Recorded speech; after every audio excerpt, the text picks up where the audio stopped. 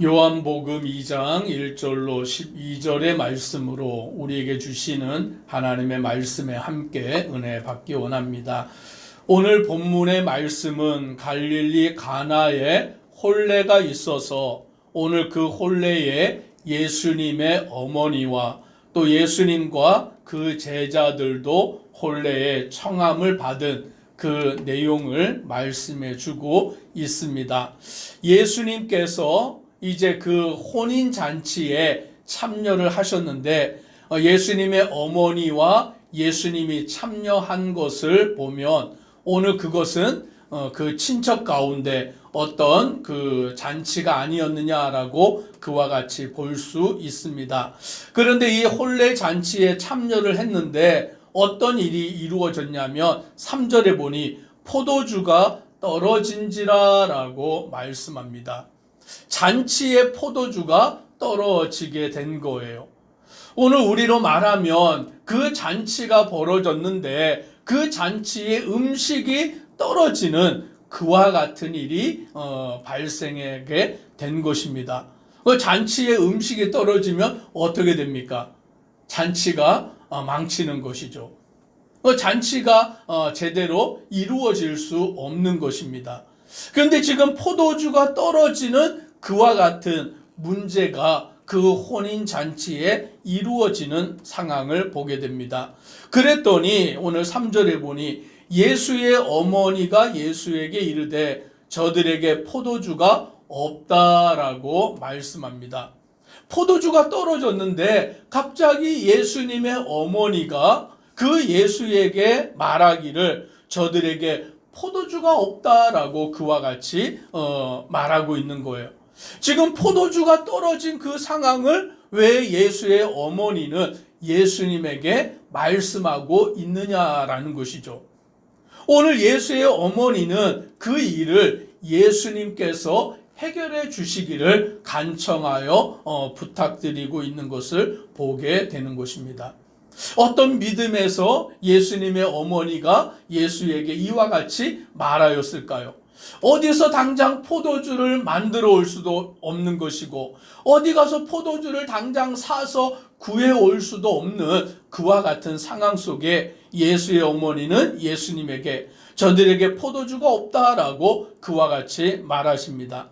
그랬더니 예수님이 뭐라고 대답하시느냐? 4절을 우리 같이 읽습니다. 예수께서 이르시되 여자여 나와 무슨 상관이 있나이까 내 때가 아직 이르지 아니하였나이다. 나와 무슨 상관이 있습니까? 라고 말씀하며 내 때가 아직 이르지 아니하였나이다 라고 말씀합니다. 여기서 말씀하시는 예수님의 때는 예수님께서 우리의 죄를 담당하시고 십자가에 죽으시는 그와 같은 때를 말씀해 주고 있는 것입니다. 아직 그때가 이르지 아니하였나이다 라고 오늘 예수님은 그 어머니에게 말씀하고 있는 것이죠. 지금 예수님의 어머니도 그 잔치에 포도주가 떨어진 것을 예수님에게 부탁하고 있는 것도 좀 이상하고 또 예수님도 그 어머니에게 대답하기를 내 때가 아직 이르지 아니하였습니다 라고 말씀하시는 것도 뭔가 좀 이상합니다. 어떤 그 주고받는 말이 어떻게 보니까 이게 잘 연결이 안 되는 것 같아요. 그렇잖아요. 포도주를 예수님이 어디서 만들어 올 수 있는 것도 아니고 가져올 수 있는 것도 아닌데 예수님의 어머니는 갑자기 예수님에게 저들에게 포도주가 없다라고 그와 같이 말씀하시고 예수님은 내가 어디서 포도주를 가져옵니까? 라고 그것은 이 잔치를 하는 자들이 해야죠 라고 말씀하실 수 있는데 예수님은 어머니에게 내 때가 아직 이르지 아니하였나이다 라고 그와 같이 대답을 하고 있는 것입니다. 그런데 중요한 것은 무엇이냐면 5절에 예수님의 어머니가 뭐라고 말씀하고 있느냐 같이 함께 읽습니다. 그의 어머니가 하인들에게 이르되 너희에게 무슨 말씀을 하시든지 그대로 하라 하니라. 아멘. 예수님은 지금 분명히 말씀하셨어요. 이것이 나와 무슨 상관이 있습니까? 내 때가 아직 이르지 아니하였나이다 라고 말씀을 하셨는데 갑자기 예수님의 어머니는 하인들을 불러다가 뭐라고 말씀하시냐면 너희에게 무슨 말씀을 하시는지 그대로 하라. 그대로 순종을 하라라고 그와 같이 하인들에게 말씀하십니다.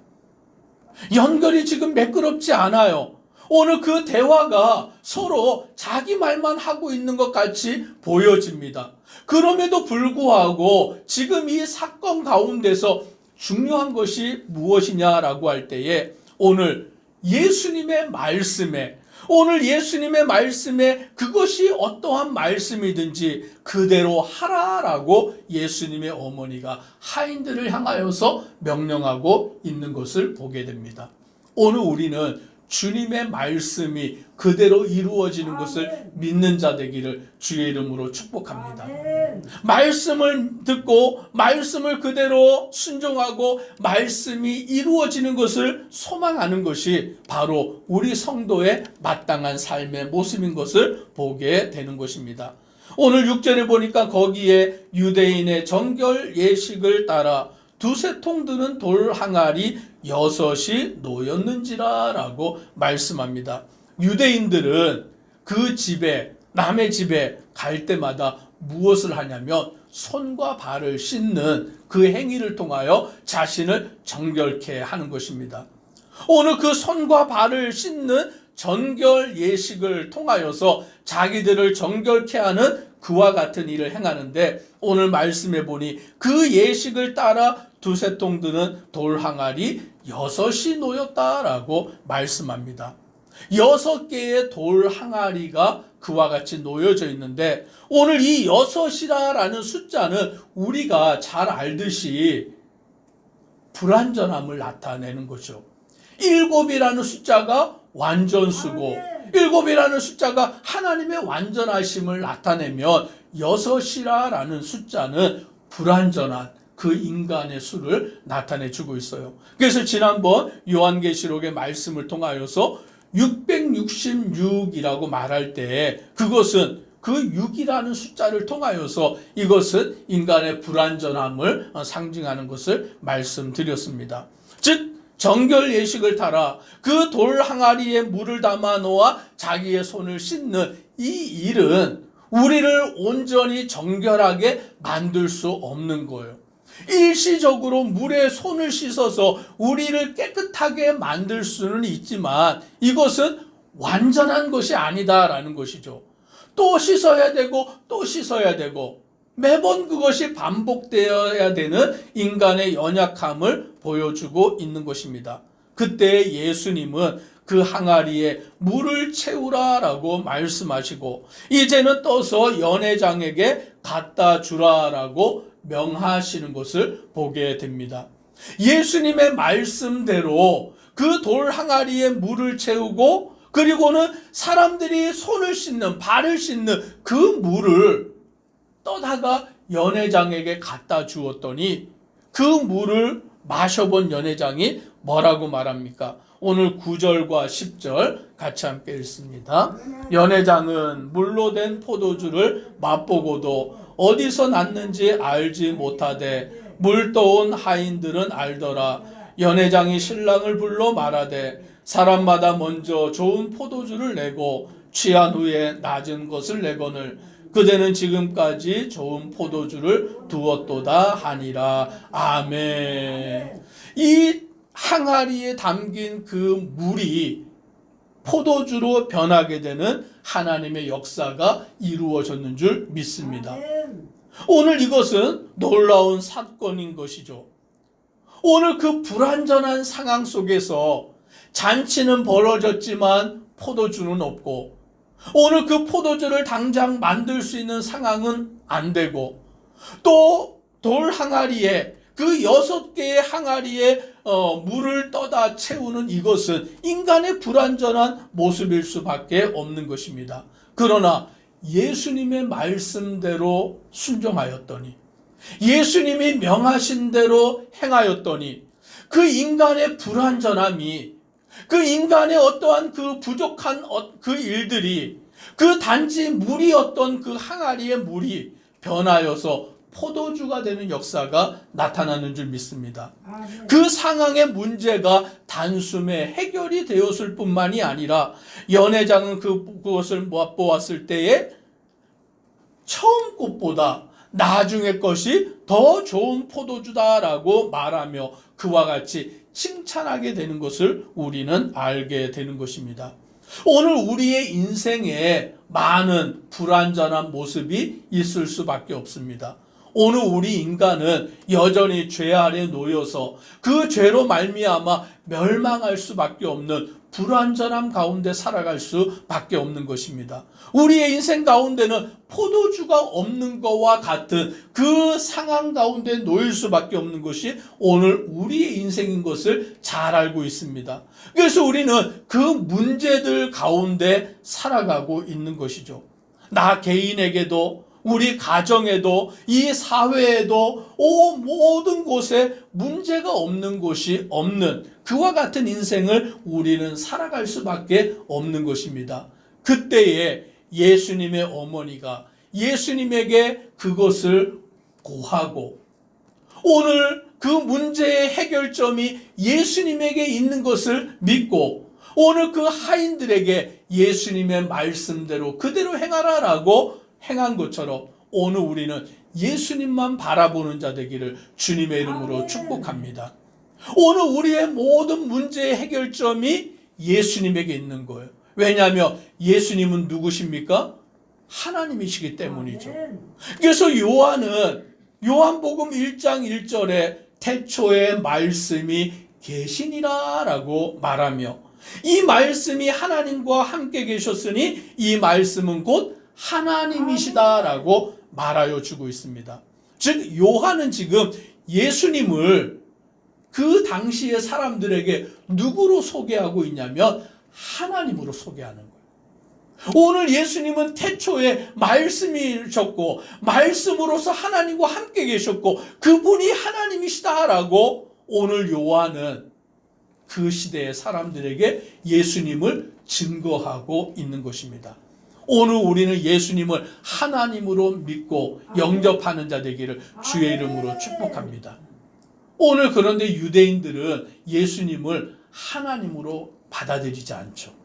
지금도 유대인들은 예수님을 하나님의 아들로 믿지 않고 있어요. 얼마나 안타까운 일인 것입니까? 오늘 하나님의 아들이 우리를 위해서 이 땅에 오셨는데 오늘 그 유대인들은 그때나 지금이나 예수님을 하나님의 아들로 영접지 아니하고 있어요. 그런데 저와 우리 성도님들이 예수님을 하나님의 아들로 영접하는 것은 귀하고 복된 일인 줄 믿습니다. 얼마나 이게 놀라운 일인지 몰라요. 오늘 그 포도주가 없는 혼인잔치, 그 잔치는 망할 수밖에 없는 잔치였지만 예수님의 어머니가 예수님께 부탁함을 통하여서 오늘 그 잔치집에 불완전하였던 6개의 항아리에 예수님이 물을 채우라 하시고 떠다 주라라고 하였을 때 물이 변하여 포도주가 되는 역사가 나타난 것입니다. 오늘 11절 같이 함께 또 읽습니다. 예수께서 이 첫 표적을 갈릴리 가나에서 행하여 그의 영광을 나타내심에 제자들이 그를 믿으니라. 아멘. 이 표적을 통하여 무엇을 우리에게 말씀해 주기를 원하시느냐? 바로 예수님을 하나님의 아들로 믿었다라는 것을 우리에게 보여주고 있는 것입니다. 예수님을 하나님의 아들로 믿는 것, 바로 이것이 가장 복된 일인데 예수님의 이 첫 표적, 갈릴리 가나 혼인잔치집에서 물이 변하여 포도주가 된 사건을 통하여 제자들은 예수님을 하나님의 아들로 믿게 된 것이죠. 오늘 저와 우리 성도님들이 예수님을 하나님의 아들로 믿는 이것은 참으로 놀라운 일인 것입니다. 하나님의 은혜인 것을 알고 우리가 그 믿음 안에 살아가는 복된 성도 되기를 주의 이름으로 축복합니다. 기도드리겠습니다. 사랑의 하나님, 오늘 예수님께서는 갈릴리 가나의 혼인잔치에서 물이 변하여 포도주가 되게 하시는 첫 표적을 행하여 주셨습니다. 오늘 예수님이 그 첫 표적을 행하신 이유는 바로 제자들에게 믿음을 주시기 위하심인 것을 보게 됩니다. 그 표적을 통하여 제자들이 예수를 하나님의 아들로 믿게 되는 그 놀라운 역사가 이루어짐을 보게 됩니다. 오늘 우리 성도들이 예수님을 하나님의 아들로, 예수님을 하나님으로 믿고 영접하는 것, 오늘 이것이 가장 큰 축복인 것을 알고 그 믿음 가운데 담대히 살아가는 모든 성도 되도록 은혜 더하여 주옵소서. 예수님 이름으로 기도드리옵나이다. 아멘.